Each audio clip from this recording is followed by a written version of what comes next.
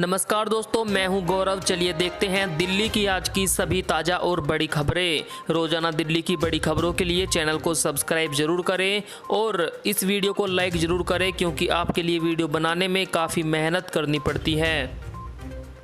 केजरीवाल की appeal, Covid नियमों का करिए पालन, क्योंकि कोरोना से बचना है और अर्थव्यवस्था को पटरी पर भी लाना है। दिल्ली में अनलॉक का दूसरा चरण शुरू हो चुका है, जिसमें बाजार, मॉल, मेट्रो, दफ्तरों को शुरू करने की इजाज़त दी गई। ऐसे में दिल्ली में बड़ी संख्या में लोगों की भीड़ सड़कों पर होगी। इसको देखते हुए दिल्ली के मुख्यमंत्री केजरीवाल ने लोगों से अपील की है कि वह कोरोना के नियमों का पालन करें, ताकि संक्रमण फिर से ना बढ़े।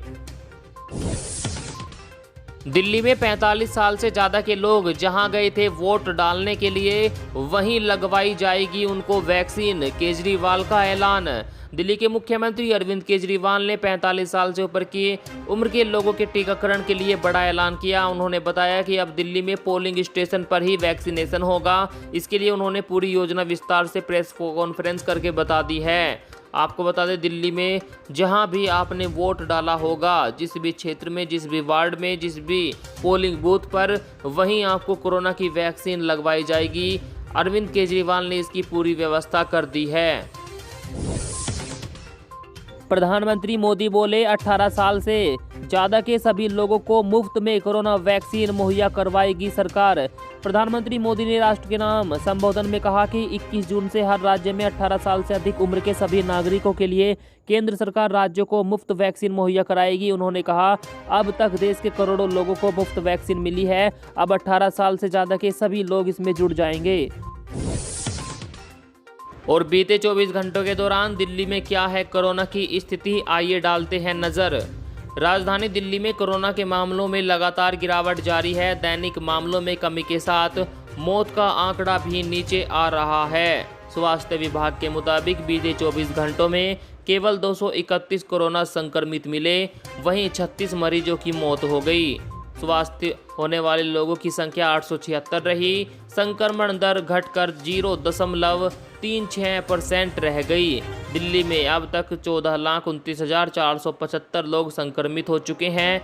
इनमें से 13,99,640 ठीक हो चुके हैं। इस महामारी से कुल दिल्ली में 24,627 लोगों की मौत हो चुकी है। अभी दिल्ली में कोरोना वायरस के एक्टिव मरीज 5,208 बचे हैं। प्रधानमंत्री मोदी बोले, 80 करोड़ से अधिक देशवासियों को हर महीने तय मात्रा में मुफ्त अनाज उपलब्ध होगा। प्रधानमंत्री मोदी ने बताया कि आज सरकार ने फैसला लिया है कि प्रधानमंत्री गरीब कल्याण अन्न योजना को अब दीपावली तक आगे बढ़ाया जाएगा। उन्होंने कहा, नवंबर तक 80 करोड़ से अधिक देशवासियों को हर महीने तय मात्रा में मुफ्त अनाज उपलब्ध होगा। महामारी के इस समय में सरकार गरीब की हर जरूरत के साथ उसकी साथी बनकर खड़ी है, ऐसा प्रधानमंत्री मोदी बोले। और उन्होंने कहा कि जो मुफ्त में राशन मिलता है, एक भी पैसा देने की जरूरत नहीं है। उस योजना को नवंबर के महीने तक बढ़ाया गया है। दिल्ली में भीड़ भाड़ वाले इलाकों में तैनात रहेगी अतिरिक्त टीमें। राजधानी में मॉल, बाजार समेत सभी कार्यालय भी खुल चुके हैं। ऐसे में यह भी जरूरी है कि लोग कोरोना से बचाव के नियमों का पालन करें। इसके लिए दिल्ली पुलिस और सभी जिला प्रशासन ने दिल्ली के विभिन्न इलाकों में अतिरिक्त टीमें तैनात की है, जो संक्रमण से बचाव के नियमों का पालन सुनिश्चित करवाएगी। जिला प्रशासन के अधिकारियों ने बताया कि बाजार, मॉल और शराब की दुकानों के आसपास काफ़ी लोगों की भीड़ आती है। ऐसे में यह स्थान कोरोना के सुपर स्प्रेडर बन सकते हैं। लोग कोविड से बचाव के नियमों का पालन करें। इसके लिए इन ऐसी जगहों पर ज़्यादा टीमें तैनात की जाएगी पुलिस की। अब पूरी तरह से देश में कोरोना वायरस के टीकाकरण अभियान को चलाएगी केंद्र सरकार। राज्यों को कुछ भी खर्च करने की नहीं होगी जरूरत। प्रधानमंत्री मोदी ने राष्ट्र के नाम संबोधन किया और यह निर्णय लिया कि राज्यों के पास कोविड-19 वैक्सीनेशन से जुड़ा जो 25% काम था, उसकी जिम्मेदारी भी भारत सरकार उठाएगी। यह व्यवस्था आने वाले 2 सप्ताहों में लागू की जाएगी। उन्होंने कहा, किसी भी राज्य सरकार को वैक्सीन पर कुछ भी खर्च करने की जरूरत नहीं होगी। अब पूरे देश में वैक्सीनेशन का काम केंद्र सरकार खुद संभालेगी। बाजारों में भीड़, मेट्रो में खड़े होकर किया सफर, सड़कों पर रहा जाम, देखे अनलॉक 2 में हुआ क्या क्या। राजधानी दिल्ली में अनलॉक 2 शुरू हो चुका है। इसके बाद बाजार खुलने से खरीदारी के लिए लोग पहुंचे। साथ ही दिल्ली की लाइफलाइन मेट्रो सेवा भी बहाल की गई। करीब 50 दिनों तक लॉकडाउन के कारण बंद रहे बाजार सम विषम आधार पर खुल गए। पूरे बाजार में तो रौनक अभी नहीं लौटी, क्योंकि अनलॉक 2 में सम विषम आधार पर यानी ओड इवन आधार पर बाजार की 50% दुकानें ही खुलने की इजाज़त मिली। कोरोना संक्रमण से बचाव के लिए तमाम जरूरी एहतियातों के साथ दिल्ली मेट्रो एक बार फिर पटरी पर लौटी। दिल्ली की लाइफलाइन के शुरू होने से यात्रियों ने भी राहत की सांस ली। 50% क्षमता के साथ सुबह से ही मेट्रो दौड़ने लगी, मगर पहले ही दिन मेट्रो में कुछ यात्री खड़े होकर सफ़र करते दिखे। मेट्रो में सफ़र से पहले थर्मल स्क्रीनिंग, सैनिटाइजेशन के बाद मास्क पहनने वाले यात्रियों को ही स्टेशन में प्रवेश मिला। दिल्ली की सड़कों पर ट्रैफिक जाम की भी स्थिति देखने को मिली। शंकर रोड पर शाम के वक्त ऑफिस से छूटने वालों की गाड़ियों की लंबी कतारें देखी गई।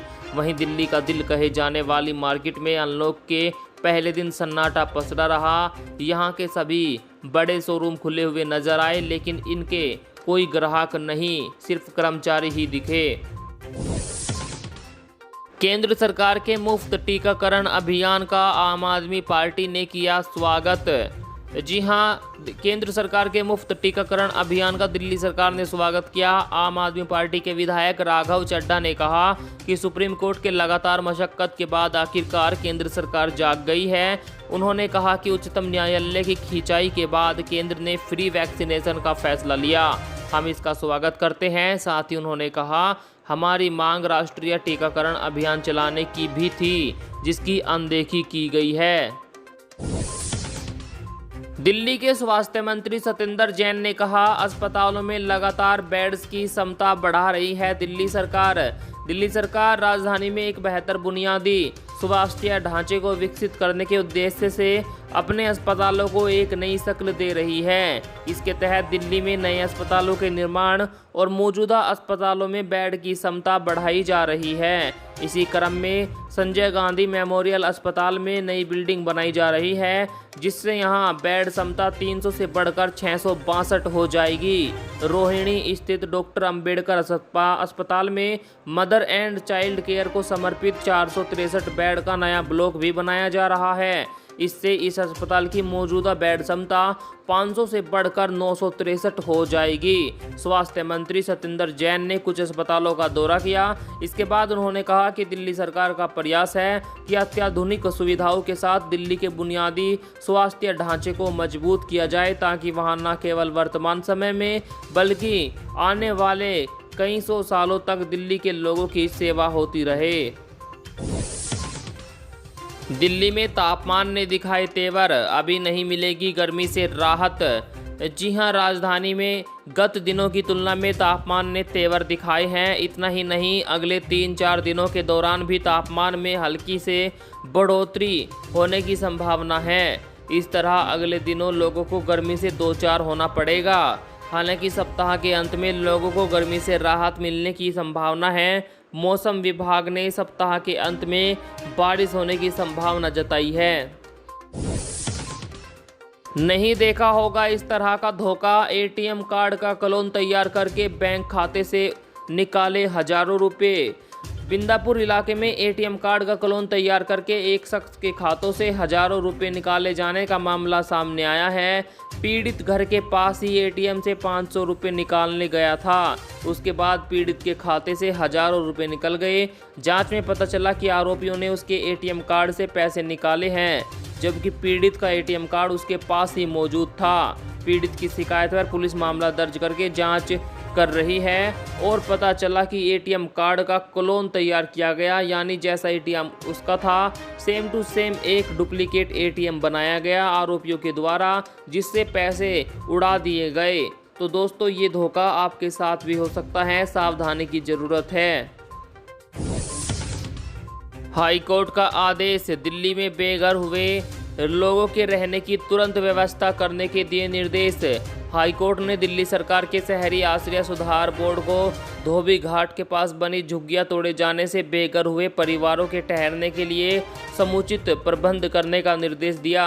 न्यायालय ने कहा कि करीब 2 दशक से इन झुग्गियों में रहने का दावा करने वाले लोगों को महामारी के दौरान सड़क पर तिरपाल के नीचे रहने के लिए नहीं छोड़ा जा सकता। न्यायमूर्ति नज़मी वज़ीरी ने मामले की सुनवाई के दौरान कहा कि बेघर हुए परिवार के लिए रहने, खाने और अन्य मौलिक सुविधाओं की तुरंत प्रबंध करने की ज़रूरत है। उन्होंने कहा कि भले ही अब यह तय होना बाकी है कि डीडीए की नीतियों के तहत याचिकाकर्ता का संगठन सदस्यों का पुनर्वास किया जाना है या नहीं, लेकिन इन लोगों को घर जरूर दीजिए।